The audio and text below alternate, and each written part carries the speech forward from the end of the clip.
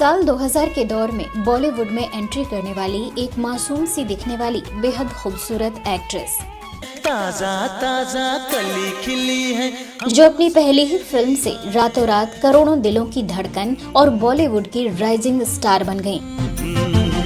तो वहीं दूसरी बॉलीवुड फिल्म में इनकी सादगी भरी दमदार एक्टिंग ने दर्शकों का मन मोह लिया। लेकिन क्या आप जानते हैं कि इस टैलेंटेड एक्ट्रेस ने अपने पिता पर ही इनके 12 करोड़ रुपए खाने का आरोप लगाकर लीगल नोटिस भेज दिया था।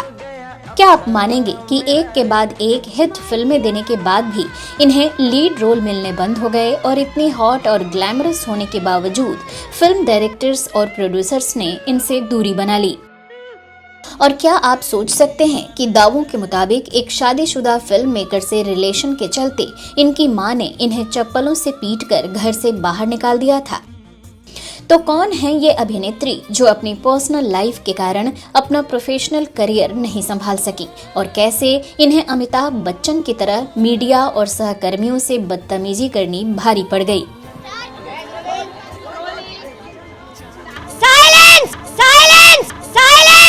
दोस्तों, बॉलीवुड में कई सितारे ऐसे होते हैं जो अपनी पहली ही फिल्म से स्टार बन जाते हैं। आज हम ऐसे ही एक सितारे की बात कर रहे हैं जिनकी पहली फिल्म तो सुपरहिट रही, लेकिन दूसरी फिल्म उससे भी बड़ी हिट साबित हुई।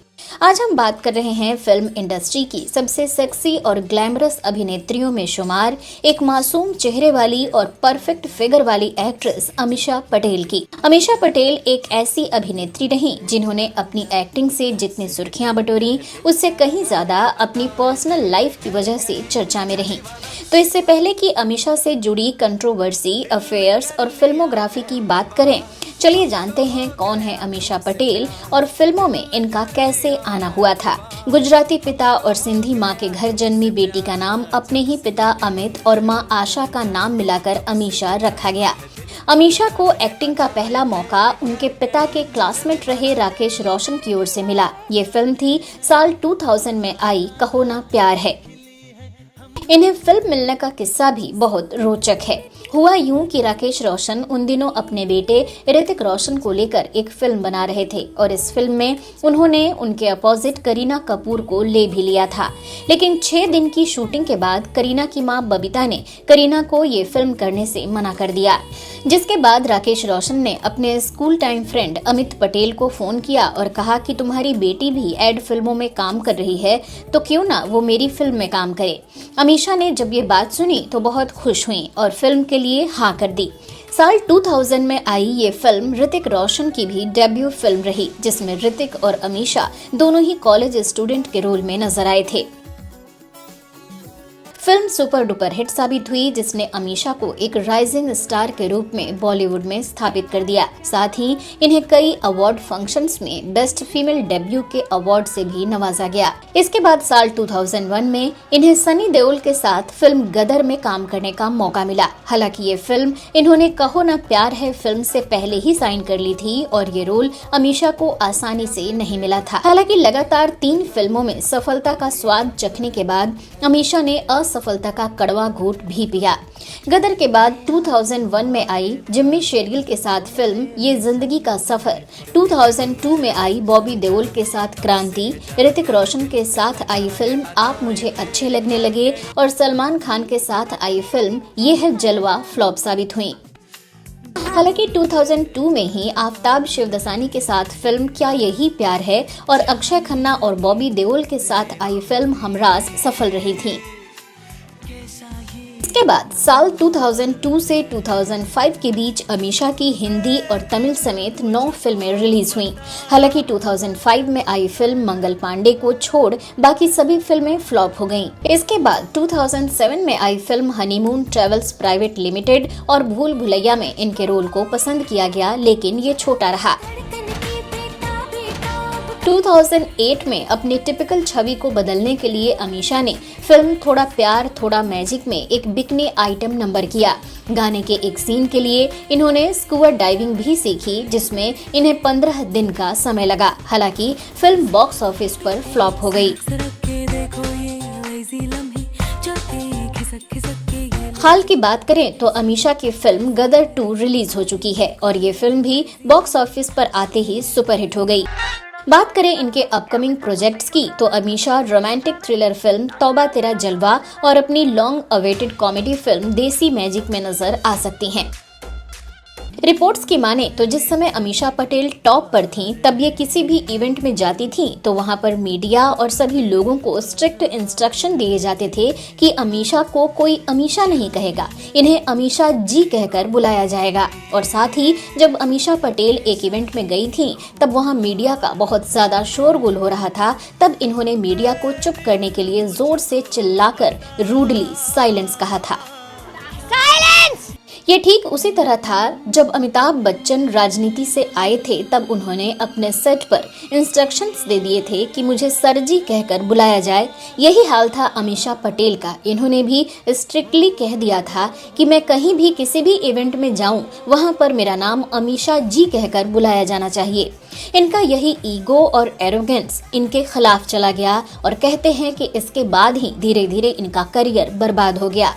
कहते हैं कि अधिकांश फिल्मों में इन्हें एक शांत या सहमी हुई लड़की के किरदार में ही देखा गया, जिसके होने या ना होने से फिल्म की सफलता पर कोई फर्क नहीं पड़ता था और बाद में इन्हें छोटे या साइड रोल ही ऑफर होने लगे। बताया जाता है कि बाद में कुछ ऐसी कंट्रोवर्सीज में भी इनका नाम आ गया, जिसके बाद ज्यादातर डायरेक्टर्स और प्रोड्यूसर्स ने इनसे दूरी बना ली। अमीषा से जुड़ी एक और कंट्रोवर्सी की बात करें तो साल 2004 में अमीषा ने अपने ही पिता पर 12 करोड़ रुपए के गबन के आरोप में उन्हें लीगल नोटिस भिजवा दिया था। हालांकि ये मामला इतना सीधा नहीं था। मीडिया रिपोर्ट्स के मुताबिक अमीषा के माता पिता विक्रम भट्ट के साथ इनके रिश्तों को लेकर नाराज थे और इसी वजह से उनकी मां ने एक दिन अमीषा को चप्पलों से पीट पीट कर घर से बाहर निकाल दिया और इसके बाद अमीषा ने अपने पैसों के गलत इस्तेमाल का केस कर दिया था। अमीषा से जुड़ी ऐसी ही कुछ कंट्रोवर्सीज की बात करें तो मीडिया रिपोर्ट्स के अनुसार अजय सिंह ने इनके खिलाफ 2.5 करोड़ रुपए की ठगी का मामला दर्ज कराया। इस मामले में रांची की एक अदालत ने अमीषा के खिलाफ वारंट भी जारी कर दिया। दरअसल ये मामला साल 2018 का है, जब फिल्म फैमिली ऑफ ठाकुरगंज के निर्माता अजय सिंह ने इन पर म्यूजिक वीडियो बनाने के लिए पैसे लेने और वापस नहीं करने का आरोप लगाया था। अमीषा से जुड़े एक और विवाद की बात करें तो इवेंट कंपनी ड्रीम विजन के मालिक पवन वर्मा ने उन पर आरोप लगाया कि 16 नवंबर 2017 को अमीषा पटेल को एक शादी समारोह में शामिल होना था और इसके लिए कंपनी ने अमीषा को 11 लाख रुपए एडवांस दिए थे। अमीषा पटेल दिल्ली तक आ गई थी, लेकिन उन्होंने दिल्ली से मुरादाबाद की दूरी ज्यादा बताकर 2 लाख रुपए और देने को कहा और जब ये पैसे नहीं मिले तो वो बिना कुछ बताए वापस चली गयी और पहले से लिए 11 लाख रुपए वापस नहीं लौटाए। इस मामले को लेकर मुरादाबाद की एक अदालत ने अमीषा के खिलाफ वारंट भी जारी कर दिया था। वहीं अमीषा की पर्सनल लाइफ की बात करें तो ये अब 48 साल की हो चुकी हैं। हालांकि इस उम्र में भी अपनी फिटनेस की बदौलत ये नई नवेली हीरोइनों को भी टक्कर देती नजर आती हैं। आपको जानकर हैरानी होगी कि अमीषा ने अपनी जिंदगी में कई लोगों को डेट किया, लेकिन अब तक शादी की दहलीज तक नहीं पहुंची। अमीषा के कथित रिलेशनशिप्स की बात करें तो बताया जाता है कि ये प्रीति जिंटा के एक्स बॉयफ्रेंड रहे निस वाडिया को भी डेट कर चुकी हैं। कहा जाता है कि दोनों काफी समय तक एक दूसरे के साथ रहे, लेकिन ये रिश्ता कुछ कड़वे अनुभवों की भेंट चढ़ गया और दोनों अलग हो गए। जानकारों की माने तो आप मुझे अच्छे लगने लगे कि कास्टिंग के दौरान अमीषा की मुलाकात डायरेक्टर विक्रम भट्ट से हुई थी। बताया जाता है कि फिल्म की शूटिंग के दौरान दोनों बेहद करीब आ गए। विक्रम पहले से शादीशुदा थे, लेकिन अमीषा ने इस बात की कोई परवाह नहीं की। बताया जाता है कि अमीषा और विक्रम 5 साल तक रिलेशनशिप में रहे, यहाँ तक कि दोनों शादी भी करना चाहते थे, लेकिन अमीषा के माता पिता इस रिश्ते के खिलाफ थे और इसी वजह से उन्होंने अमीषा को घर से निकाल दिया था। हालांकि 5 साल के रिलेशनशिप के बाद साल 2008 में दोनों का ब्रेकअप हो गया, जिसकी पुष्टि खुद विक्रम भट्ट ने की थी। खैर, इस पूरे विवाद की वजह से अमीषा पटेल की छवि बहुत ज्यादा खराब हुई और उनकी बैक टू बैक कई फिल्में फ्लॉप होने लगीं। वहीं इसके कुछ समय बाद अमीषा का नाम पाकिस्तानी एक्टर इमरान अब्बास के साथ भी जुड़ा। हालांकि अमीषा ने इन खबरों को बकवास बताया था। खैर, सच्चाई जो भी हो, अमीषा ने एक इंटरव्यू में अपने रिलेशनशिप्स के बारे में बात करते हुए बताया था कि अपने असफल रिश्तों का असर इन्होंने अपने करियर पर झेला है। पब्लिक में जब ये बातें सामने आती तो इन्हें काफी इंसल्टिंग महसूस होता। अमीषा नहीं चाहती थी कि इनकी पर्सनल लाइफ की खबरों को मसाला लगाकर लोग इनकी इमेज खराब करें। हालांकि पब्लिक फिगर होने के चलते ये ऐसा नहीं कर सकी। हालांकि तमाम कंट्रोवर्सीज का सामना करने के बावजूद अमीषा ने कभी हार नहीं मानी और हमेशा वापसी की कोशिश करती रही। अमीषा को आज भी एक हॉट एक्ट्रेस और फैशन आइकॉन के रूप में जाना जाता है और फैंस को इनकी आने वाली फिल्मों का बेसब्री से इंतजार रहता है। हम उम्मीद करते हैं कि अमीषा हमेशा ऐसे ही अपनी अदाकारी से दर्शकों का मनोरंजन करती रहें। तो आज के वीडियो में फिलहाल के लिए बस इतना ही। नमस्कार।